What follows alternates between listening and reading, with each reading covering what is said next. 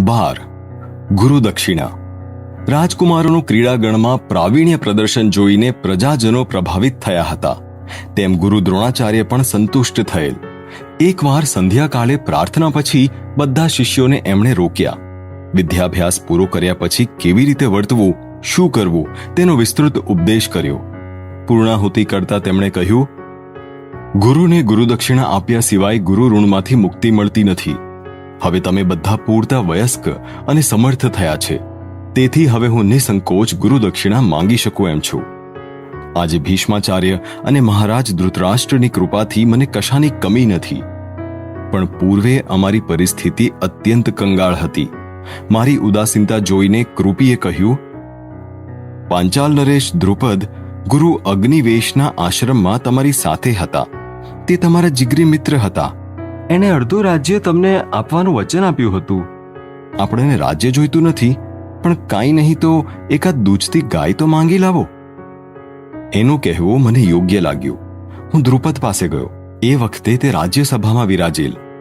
મેં એને જૂના દિવસોની યાદ અપાવી, અડધું રાજ્ય આપવાના વચનનું સ્મરણ કરાવ્યું અને રાજ્ય ન આપતા કેવળ એક દૂધતી ગાય આપવાની વિનંતી કરી.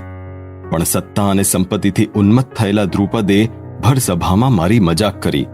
દ્રુપદે હાસ્ય કરતા જે કહ્યું તે આજે પણ મારા કાનમાં ગુંજે છે. એણે કહેલું, દ્રોણ કેવળ એક રાજા જ બીજા રાજાનો મિત્ર હોઈ શકે.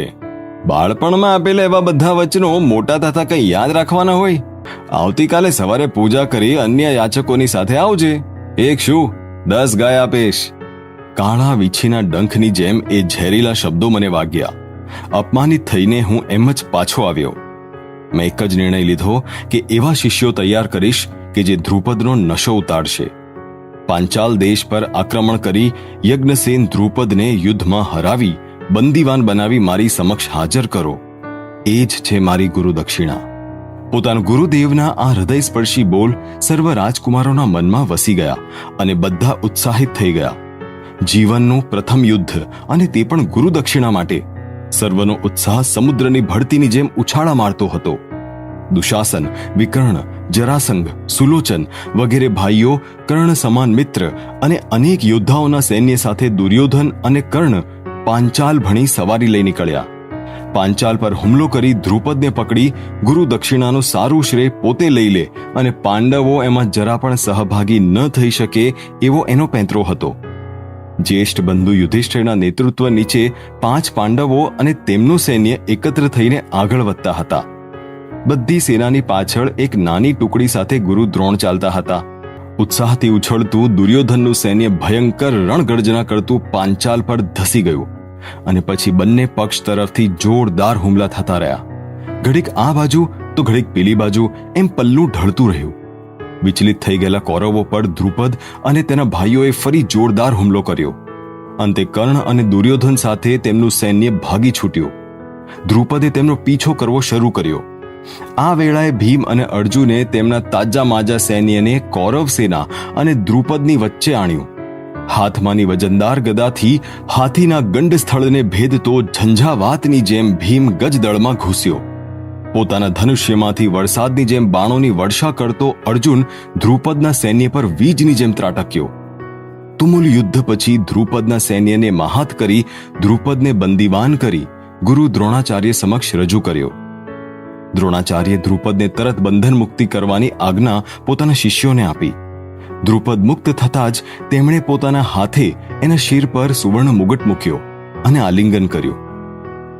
યજ્ઞસેન, આજ મારા શિષ્યોએ મારી માટે તને જીતી લીધો છે.